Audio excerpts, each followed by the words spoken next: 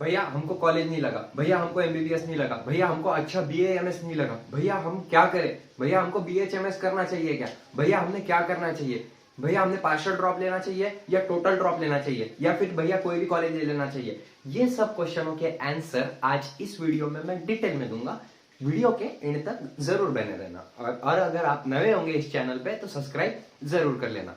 ठीक है, so start करते हैं हम सबसे पहले पार्शियल ड्रॉप से कि पार्शियल ड्रॉप है क्या और उसमें क्या क्या चीजें आती है। ठीक है, तो सबसे पहला पॉइंट क्या है हमारा, पार्शियल ड्रॉप। ठीक है, बहुत सारे कमेंट आए थे इसके ऊपर कि पार्शियल ड्रॉप ले ले क्या। ठीक है, अभी पार्शियल ड्रॉप में दो टाइप के पार्शियल ड्रॉप हमको देखने को मिल सकते हैं। कैसे कैसे, बहुत सारे बच्चे बोल रहे हैं कि कॉलेज ले लेना है, कॉलेज ऑल आउट जो हुआ है वो ले लेना है, कॉलेज ले लेंगे। ठीक है, और दूसरा क्या है कि कॉलेज ले लेंगे लेकिन कॉलेज नहीं जाएंगे। ठीक है, लेकिन कॉलेज जाएंगे ही, कॉलेज नहीं जाएंगे। ठीक है, तो ये बहुत सारे बच्चों का पॉइंट है। ठीक है, काउंसलिंग प्रोसेस जब से चल रही है हमारी, काउंसलिंग प्रोसेस में जब से पार्ट लिया है हमने, मतलब मैंने जब से बोल रहा हूँ आपको समझा रहा हूँ, तब से यही बहुत सारे क्वेश्चन है कि पार्शियल ड्रॉप और जो कॉलेज लगा है वो ले ले क्या। तो सबसे पहला पॉइंट हमारा पार्शियल ड्रॉप पे है कि पार्शियल ड्रॉप रखना चाहिए क्या नहीं रखना चाहिए। पार्शियल ड्रॉप में भी दो चीज है कि एक कॉलेज ले लेना है हमको और कॉलेज कंटिन्यू करना है। वेयरएज दूसरी चीज क्या है कि कॉलेज ले लेंगे लेकिन हम कॉलेज नहीं जाएंगे, तो ये बहुत ज्यादा गलत है। सबसे पहला पॉइंट देख लेते हैं, कॉलेज ले लेंगे और कॉलेज जाएंगे। तो कॉलेज ले लेंगे आप और कॉलेज जाओगे तो 8 बजे से लेके 2 बजे तक आप कॉलेज में ही रहोगे, या फिर अलग अलग कॉलेज के हिसाब से 10 बजे से 4 बजे तक। फिर आपकी पढ़ाई क्या हो रही है, आप दो चीजें एक साथ कर रहे हो। समझ में आ रहा है। पहले ही आपने पूरा टाइम नीट को देने के बाद भी आप 450 या 350 या 300 प्लस नहीं गए, एमबीबीएस में नहीं सेलेक्ट हुए, तो क्या गारंटी है कि कॉलेज करने के बाद आप पढ़ाई करके नीट में 650 प्लस मार्क्स पाओगे। मेरे को तो नहीं लगता पर्सनली। देखो मैं रियलिटी बोल रहा हूं इधर। ठीक है, किसी किसी के सेंटिमेंट हर्ट हो सकते हैं, लेकिन यहां पर रियलिटी पे बात होगी पूरी। किस पे बात होगी, पूरी रियलिटी पे बात होगी। वीडियो लंबा रहेगा लेकिन रियलिटी पे बात रहेगी। एक इंसान ने भी पूरा वीडियो देख लिया और एक इंसान को भी पूरी क्लियरिटी आ गई partial drop, college ward drop पे, पार्शियल ड्रॉप पे और कॉलेज ले क्या नहीं इस पे, तो मेरे लिए बहुत है वो। ठीक है, सो यहां पर हर चीज पे बात की जाएगी आज, हर चीज पे, लिटरली हर चीज पे। वीडियो एंड तक देखना बस। तो यहां पर कॉलेज ले लेंगे, ये पहला क्लियर हो गया कि बहुत ज्यादा मुश्किल है ही नहीं, हो ही नहीं सकता। 1000 बच्चे अगर 1 लाख बच्चे कर रहे होंगे उसमें से सिर्फ 3 या 4 बच्चों का हो सकता है। अब ये प्रोबेबिलिटी है। ठीक है, ये असली की प्रोबेबिलिटी है। मैंने स्टैटिस्टिक डाटा एनालाइज करके बोला है, मैंने वीडियो नहीं आया है कल से एक भी, ताकि ये वीडियो पे बहुत ज्यादा मेहनत की है, बहुत ज्यादा, हर चीज की मेहनत की है इस पे, इसलिए पूरा होने वाला है। ये पूरा अच्छे से समझाऊंगा आखिरी तक एकदम ब्रेक डाउन करके। तो यहां पर समझ में आ गया, कॉलेज ले लेंगे और कॉलेज भी करेंगे। फिर भाई पढ़ाई कब करोगे नीट की, समझ में आ रहा है, कब करोगे पढ़ाई? नहीं होंगी, बिल्कुल नहीं होंगी, क्योंकि कॉलेज की भी पढ़ाई है, कॉलेज के भी फर्स्ट टर्म आएंगे, कॉलेज के भी सेकंड टर्म आएंगे, कॉलेज की भी यूनिवर्सिटीज रहेगी, कॉलेज के भी प्रैक्टिकल रहेंगे, कॉलेज का भी सबमिशन रहेगा। नीट की पढ़ाई कब होगी, कब? चलो ठीक है भैया, तुम्हारे हिसाब से कॉलेज ले लेंगे हम, लेकिन फिर भी हम क्या करेंगे, कॉलेज नहीं जाएंगे। ओके, मत जाओ कॉलेज, फिर भी आपको दिक्कत आएगी। कॉलेज वाले परेशान करेंगे बार बार कॉल करके, फिर बोलेंगे आपका बच्चा नहीं आता, ऐसा हो रहा है वैसा है। भैया हम पेरेंट्स को बोल देंगे हमारे कि हम कॉलेज नहीं जाने वाले, सिर्फ कॉलेज लेके रख रहे हैं, लेकिन फिर भी हमको क्या करना है, रिपीट करना है, ऐसा बोल के रख देंगे। फिर भी दिक्कत आएगी।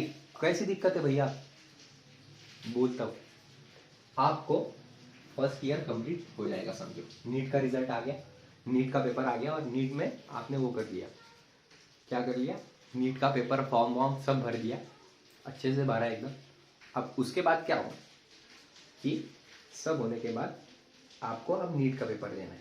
ठीक है, लेकिन इधर कॉलेज की भी पेपर चालू हो सकते हैं, कब भी हो सकता है, कुछ भी हो सकता है, कॉलेज का भी सबमिशन हो सकता है, आपको वहां से निकाल भी सकते हैं 75% प्रेजेंट ही नहीं बनी तो। और क्या हो सकता है, कॉलेज के पेपर की यूनिवर्सिटी एग्जाम भी आ सकती है, बहुत सारी चीजें। और अगर अनफॉर्चुनेटली आप वो 1 लाख बच्चों में से 3 बच्चे में से आते होंगे, आपका सिलेक्शन हो जाता है नीट के बाद भी, तो आपको इतनी दिक्कतें जाएगी, मैं बोलता हूं कैसे, बताता हूं। आपको पूरे डॉक्यूमेंट MUHS से लेके आना पड़ेगा, नासिक से। भैया लेके आ जाएंगे हम, कोई दिक्कत नहीं है, लेके आ जाएंगे। आप फर्स्ट ईयर बराबर से कर ही नहीं पाओगे नीट की पढ़ाई में, जो कॉलेजेस की है, ठीक है। ये कब का सिचुएशन बोल रहा हूं अब मैं, कि आप नीट में सेलेक्ट हो गए। पहला सिचुएशन ये होगा कि नीट में सेलेक्ट हो गए आप, ये दोनों में से कोई भी चीज होगी। आप वो 1 लाख बच्चों में से तीसरे बच्चे हैं, ठीक है। 3 बच्चों में से 1 लाख बच्चों में से वो 3 बच्चे हैं जो सेलेक्ट हो गए MBBS में, ठीक है। तो अब आपको क्या हुआ, आप नीट में सेलेक्ट हो गए, तो आगे की दिक्कतें क्या जाएगी, MUHS से डॉक्यूमेंट लाना, सबसे पहली प्रॉब्लम ये। दूसरी प्रॉब्लम, पूरी फीस भर देना कॉलेज की विदाउट स्कॉलरशिप। वो कॉलेज की फीस कितनी जा सकती है, एक अप्रॉक्स BAMS के लिए 12 लाख, BHMS के लिए नियर अबाउट 5 लाख। और इसके साथ फाइन भी देता है कोई कोई कॉलेज, क्योंकि उनकी तुम सीट ही खाली छोड़ के चले जा रहे हो ना। एक सीट जो 60 सीट थी उनकी, एग्जाम्पल के तौर पे एक कॉलेज की 60 सीट थी, 60 में से एक सीट छोड़ के चला गया बच्चा, अब वहां पर 59 ही बच्चे रहे।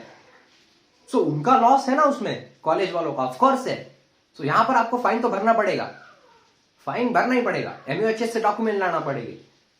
और वो डॉक्यूमेंट में हो सकता है कि आपका कुछ दिक्कत आ जाए कि हाँ भाई हमने एफिलेटेड कर दिया है ये डिग्री के लिए, समझ में आ रहा है। और चलो नीट में आप फेल हो गए, देने के बाद भी नीट फेल्ड, ये दोनों कंडीशन में आप नीट में फेल हो गए, तो क्या होगा आगे भैया कॉलेज में भी फेल होने के बहुत ज्यादा चांसेस हायर साइड है, बहुत ज्यादा हायर साइड है कॉलेज में फेल होने के चांसेस। और क्या, एक जो स्टेटस रहेगा वो गिर जाएगा। अगर आप कॉलेज में 80 की 80 लगी तो ठीक है, एक सब्जेक्ट बैक गया तो ठीक है, लेकिन अगर 3 से ऊपर सब्जेक्ट बैक जाते हैं ना BAMS में या फिर BHMS में, तो आपका साल बैक रह जाता है, 6 महीने बैक हो जाते हो आप, आपसे आपकी बैच से अलग, आपकी बैच से ही अलग, आप 5 साल आपकी कॉलेज जिंदगी खत्म हो जाएगी। बहुत ज्यादा बड़ी दिक्कत है ये, सच में बोल रहा हूं। सो पार्शियल ड्रॉप मेरे हिसाब से बिल्कुल लेना नहीं चाहिए, लेकिन फिर भी आपको लेना है तो वो आपकी मर्जी, क्योंकि 12 लाख भी जाएंगे आपके, सेलेक्ट भी हो गए आप तो। और 12 lakh is not a joke at all. हम मिडिल क्लास फैमिली वालों के लिए 12 लाख बहुत होते हैं, बहुत ज्यादा होते हैं, ठीक है, बड़ा अमाउंट है वो। BAMS करने का सोच रहे हो तो, और फिर उसके बाद MBBS, बहुत बड़ा अमाउंट है 12 लाख, ये सोचना चाहिए हमने हमारे दिमाग में। सो आज के बाद से मेरे हिसाब से तो आपने पार्शियल ड्रॉप का सोचना भी नहीं चाहिए, बिल्कुल नहीं। और बहुत सारी दिक्कतें आती है, लेकिन छोटी सी चीज में मैं समझा दूंगा कि पार्शियल ड्रॉप मत लो, एकदम छोटे से पार्शियल ड्रॉप लो ही मत। जिंदगी और मौत के बीच में खेल रहे हो आप, और वहां पर मौत ज्यादा है, जिंदगी कम है, समझ में आ रहा है। पार्शियल ड्रॉप का क्लियर हो गया आपको भैया, इसके सिर्फ कॉज आपने नुकसान बताए, फायदे बताए नहीं, फायदा है ही नहीं, तो बताओ कैसे, आप बताओ फायदा क्या है, मेरे को बताओ ना, एक चीज बता दो फायदा क्या है।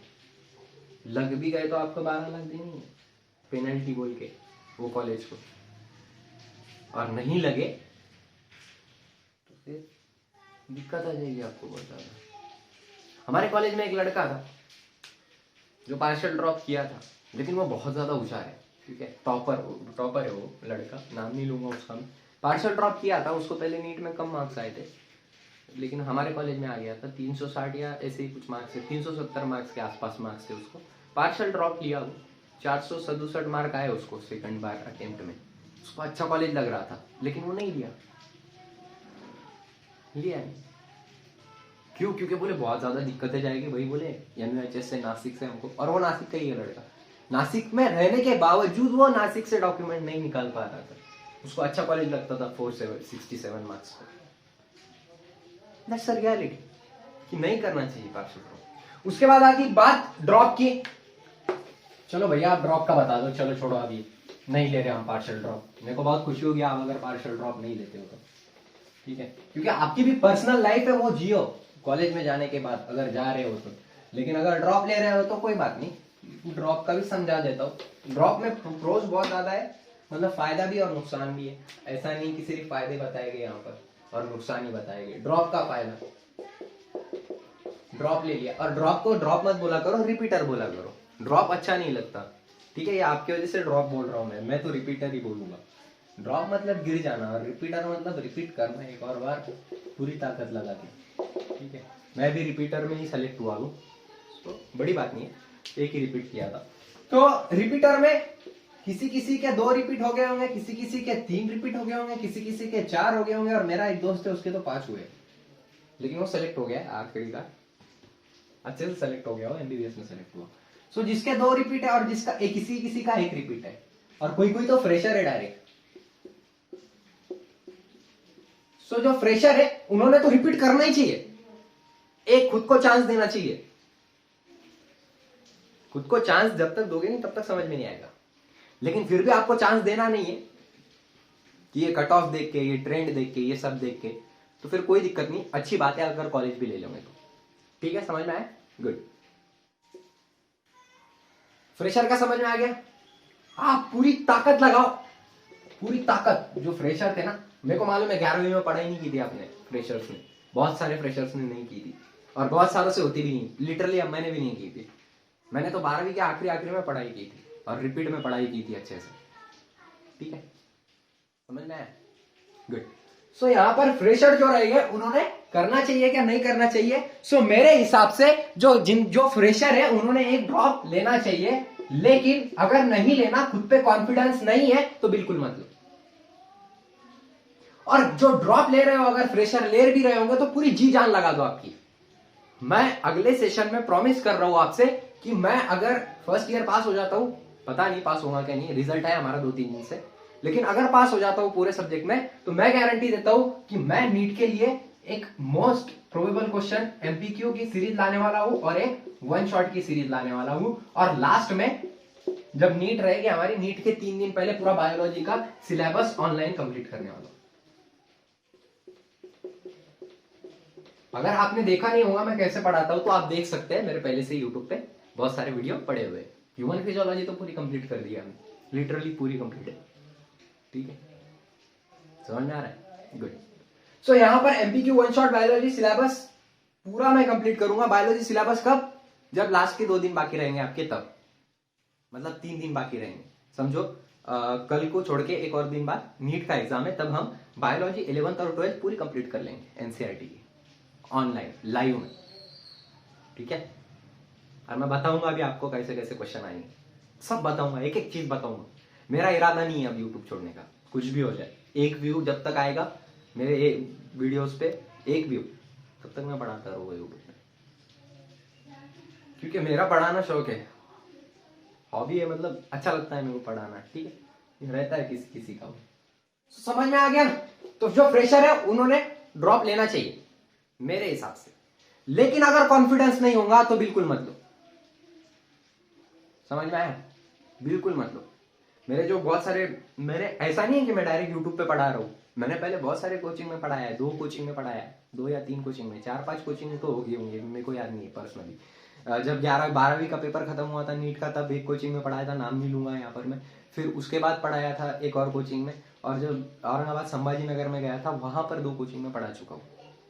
वो बच्चे भी देखते हैं मेरे को, ठीक है, स्टोरीज डालते हैं मेरी, मैं फॉलो भी करता हूँ उनको इंस्टाग्राम पे, बताऊंगा आपको। सो मैं उनको हमेशा अच्छी एडवाइस देता हूँ रिगार्डिंग दिस, हर चीज के बारे में। सो जो ड्रॉपर है, फ्रेशर है, उन्होंने रिपीट करना ही चाहिए अगर कॉन्फिडेंस होगा खुद पे, तो कट ऑफ कितना भी जाने दो, इतना तो फिक्स हो जाएगा कि अगले साल हम इससे ज्यादा तो मार्क ले ही लेंगे। सो कट ऑफ का देख लेंगे बाद में क्या होगा क्या नहीं, सब देख लेंगे, कट ऑफ सब आराम से कर लेंगे हर चीज। लेकिन हम को कॉन्फिडेंस है कि एक बार खुद को चांस देना है। मैंने भी खुद को चांस देने के लिए रिपीट किया था। सच्ची बोलूं क्या, रिपीट में है ना, अगर आप शिद्दत से पढ़ाई करोगे ना, तो 50 मार्क तो बढ़ेंगे ही बढ़ेंगे कम से कम। अब वो एक ये है, क्या है, रिलेटिव कंसेप्ट है, आपने पढ़ा होगा रिलेटिविटी, चैप्टर नंबर 2 में फिजिक्स के 2 डायमेंशन में। तो ये रिलेटिविटी है, ठीक है, रिलेटिविटी समझता है ना, ये रिलेटिव है कि कितने मार्क बढ़ाना है वो आपके हिसाब से। 300 है तो आपको 650 भी करके आते हैं, अगर आप शिद्दत से पढ़ाई करें, शिद्दत चाहिए बस। समझ में आ गया? गुड। सो जो फ्रेशर है उन्होंने ड्रॉप लेना चाहिए। जिसका एक रिपीट हो गया है और दूसरा रिपीट करने के लिए जा रहा है, सो उसके लिए दिक्कत हो सकती है, क्योंकि बार बार वही सिलेबस पढ़ना, बार बार वही करना, ये थोड़ा प्रॉब्लमेटिक होता है, बहुत ज्यादा प्रॉब्लमेटिक होता है। और बहुत ज्यादा बच्चे इसमें कम मार्क्स आ जाते हैं बहुत सारों के, क्यों? क्योंकि डिप्रेशन में चले जाते हैं। सो अगर आपका फर्स्ट रिपीट होगा तो थोड़ा सोचो, लेकिन फिर भी आपको अगर पूरी शिद्दत से लगन होगी, मेहनत करनी होगी, एमबीबीएस ही आपका ख्वाब होगा, तो करो रिपीट, करो, बिल्कुल करो। सेकंड रिपीट होगा तो इसके लिए आपको बहुत ज्यादा ताकत लगेगी, इंटरनल एनर्जी लगेगी रिपीट के लिए, बहुत ज्यादा इंटरनल एनर्जी लगेगी। अगर आपके पास वो इंटरनल एनर्जी है तो करो। रिपीट के बारे में तो बता दिया है मैंने आपको, लेकिन जिसका तीसरा रिपीट है, मैं पर्सनली सजेस्ट करूंगा कि नहीं अब बहुत हो गया, भगवान ने भी अपने लिए कुछ और ही सोचा है, कुछ और ही कर लो एमबीबीएस के अलावा। और जिसका चौथा रिपीट होगा रहूंगा, वो मत ही करो, डायरेक्ट नहीं, क्योंकि बहुत सारे सरकमस्टांसेस आगे आने वाले हैं। मैं एक डाटा बता रहा हूं, रियल डाटा है। अकॉर्डिंग टू WHO 1000 लोगों के पीछे एक क्वालिफाइड डॉक्टर होना चाहिए एमबीबीएस, वेयर एज इंडिया में 844 लोगों के पीछे एक डॉक्टर एमबीबीएस। और साल के कितने निकल रहे? नियर अबाउट 80,000 एमबीबीएस तो निकलते हैं। समझ में आ रहा है? अब आप बोलोगे, बहुत सारे आपके वो रहेंगे कि सर ऐसा थोड़ी ना है कि 80,000 निकल रहे तो पूरे जो वो करेंगे, सभी वो करेंगे, पॉपुलेशन भी तो बढ़ रही है। लेकिन रेशो यही बता रहा है, और ये रेशो गिर के 800 तक जा सकता है प्रैक्टिस में। अगर प्रैक्टिस का ही सोच रहे होंगे तो फिर आप गलत हो। प्रैक्टिस में आपको एमडी के अलावा कुछ चाह रहा ही नहीं है, आपको स्किल्स डेवलप करना पड़ेगी बहुत ज्यादा। समझ में आ रहा है? ये पॉइंट मेरा तीसरे इसमें है, कॉलेज व्हाट्स नेक्स्ट, मतलब कॉलेज लेना चाहिए या नहीं, उसमें है। लेकिन यहाँ पर थोड़ा डिटेलिंग कर दिया, अच्छे से डिटेलिंग आगे करेंगे, ठीक है? कॉलेज लेना चाहिए या नहीं लेना चाहिए, तो समझ में आ गया इतनी बात। ड्रॉप लेना चाहिए कि नहीं, मैं हर चीज करने वाला हूँ आगे। अगर मैं पास हो गया तो रियलिटी में बोल रहा हूँ, एकदम मैं प्यूरिफाइड कंटेंट बनाऊंगा, खुद का कंटेंट बनाऊंगा और एनसीईआरटी बेस्ड बनाऊंगा। हर चीज एनसीईआरटी बेस्ड, एनसीईआरटी की एक एक लाइन कवर करेंगे हम। एक एक लाइन कवर करने के साथ उसका मतलब भी समझेंगे, डेप्थ में जाएंगे हर चीज के, वादा कर रहा हूं आपसे।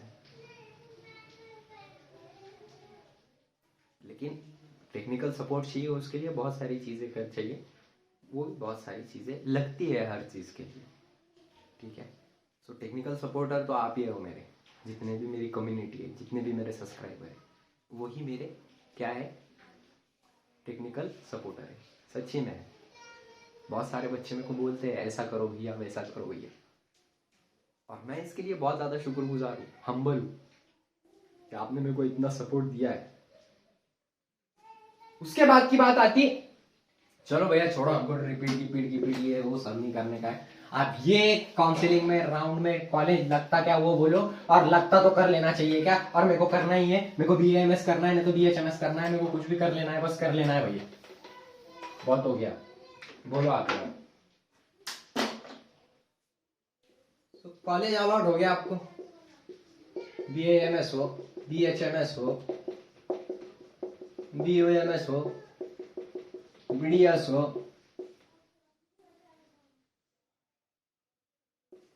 या फिर MBBS हो, ठीक है? MBBS भी लिख ही देते, या फिर फिजियोथेरेपी हो, कुछ भी हो, अरे कुछ भी हो, लिटरली कोई भी कॉलेज हो मेडिकल का, करना चाहिए क्या भैया? डिपेंड आप पे करता है। मैं हर कमेंट में यही बोलता हूँ आपको।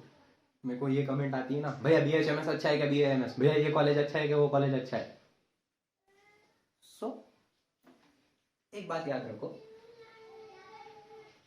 कॉलेज कोई अच्छा नहीं है, कॉलेज सब अच्छे हैं, ये दोनों चीजें।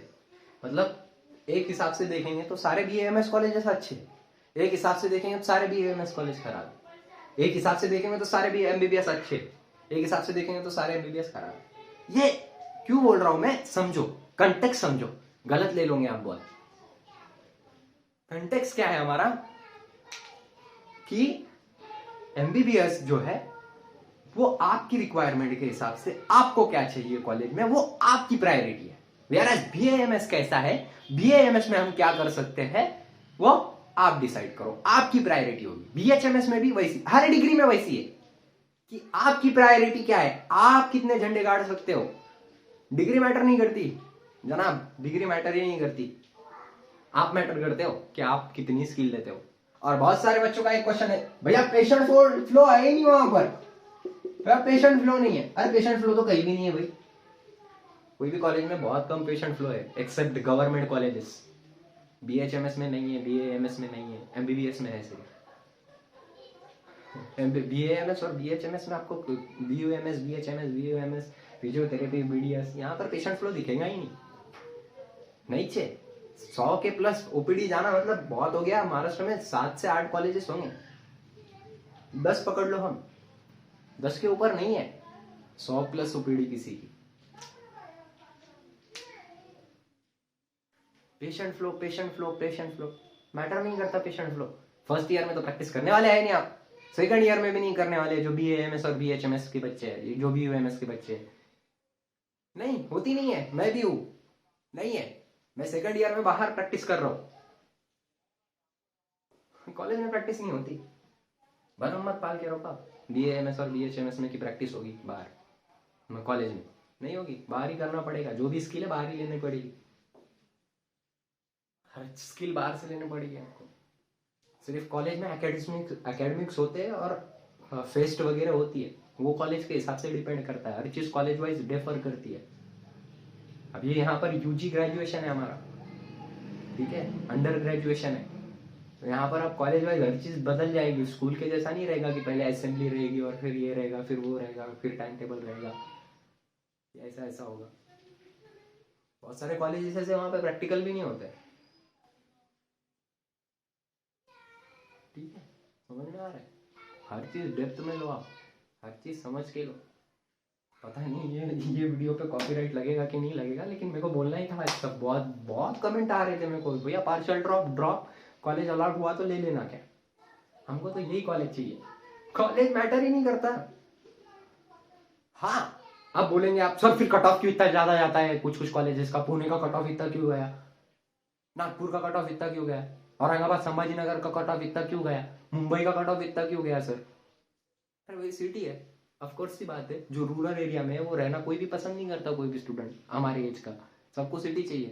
तो सबसे पहले चॉइस फिलिंग वही करेंगे। चॉइस में सबसे पहले वो पुणे, मुंबई, नागपुर, संभाजीनगर, औरंगाबाद, इनके ही नाम डालेंगे ना। बट ऑब्वियस सी बात है। समझ में आ रहा है? अच्छे से समझ में आ रहा है क्या? वो बोल। सो डिपेंड आप पे करता है आपको क्या करना है। समझ में आया? It's all depend upon you. Degree matter करती ही नहीं है, आप मैटर करते हो, आपकी स्किल मैटर करती है। समझ में आया अच्छे से? अगर वीडियो अच्छा लगा होगा तो लाइक जरूर करो। कोई भी दिक्कत होगी तो कमेंट सेक्शन में जरूर पूछो, और कुछ गलत हो गया होगा मेरा तो I really apologise for that, लेकिन यही सच्चाई है। और आगे क्या करना चाहिए नीट के लिए हमने, वो भी मेरे को कमेंट सेक्शन में एक बार बता दो। आपके कमेंट, आपका फीडबैक बहुत ज्यादा मैटर करता है। So thank you so much, have a great day.